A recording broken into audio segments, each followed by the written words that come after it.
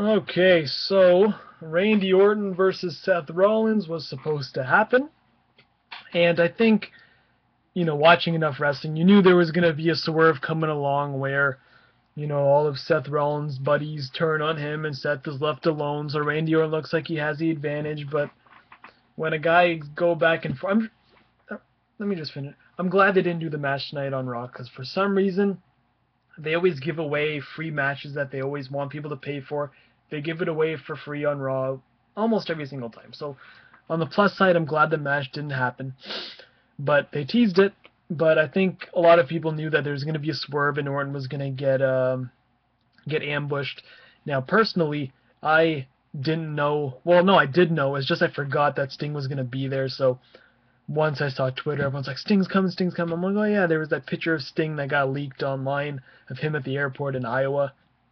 So it all made sense at the end of the day. But one segment, like a 5-minute segment, saved the entire just terrible, terrible, boring, like usual, Raw. I watched the first hour and a half, took an hour off, and then watched the last half hour. That's pretty much how my Raw experience goes. Now, the Intercontinental six-man tag match was good. The Divas match got about 11 minutes, which is whatever. The opening segment was what was the opening? It was pretty much setting this match up. But for what it's worth, this Raw wasn't anything special to go out of your way and see. This last segment for sure. They pretty much just like the Shield style get in, and as soon as the guys got in the ring, you heard the crow, the lights go out, and a few seconds later, pop up Sting.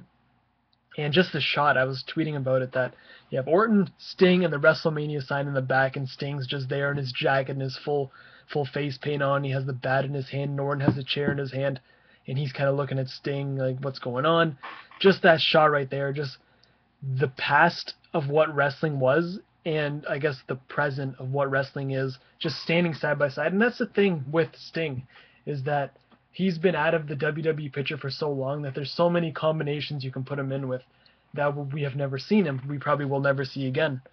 And just cleaning out house, cleaning the house, however the phrase goes. You hit a couple.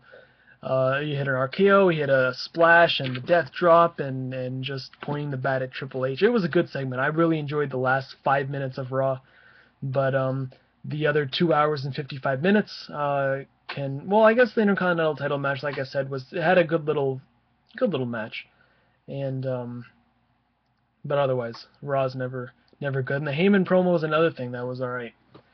Seems like that's how they're relying on this build since Lesnar's never there, is just have Paul Heyman cut just from the hip, shooting from the hip promos every week, and it's all right. It works, but I don't know. I enjoyed the Sting thing, and really makes you maybe this much more excited to see Sting versus Triple H, or at least see Sting live in a WWE ring, actually fight in his first match at the biggest stage of them all. I think that's what I'm looking more forward to than the actual event itself. Is just the sight of Sting just entering the building at WrestleMania 31. So that's all. See you guys in the next video.